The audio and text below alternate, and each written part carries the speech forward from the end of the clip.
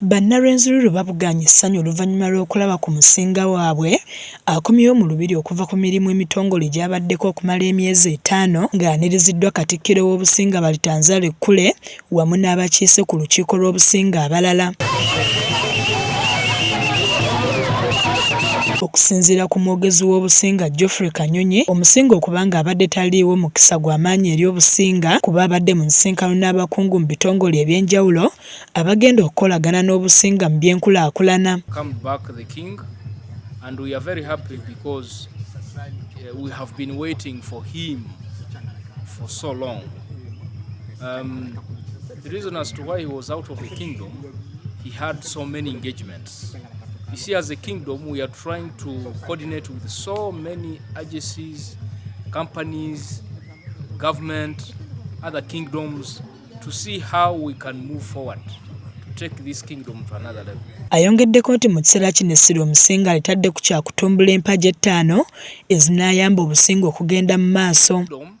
We are very much privileged because in the rebranding mission we have got 5 pillars of the kingdom, and in every message that we make, those pillars fit there, because you cannot say that there is no one who doesn't need peace. You cannot say there is no one who doesn't need unity.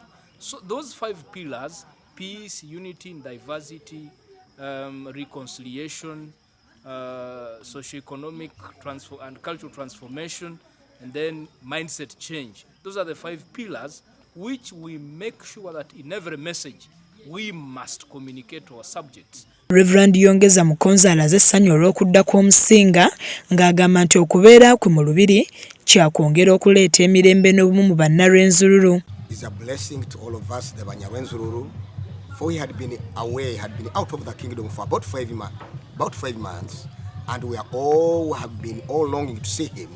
And we are all glad and happy that he has come when he's really strong and he's doing well. We are very grateful to his arrival.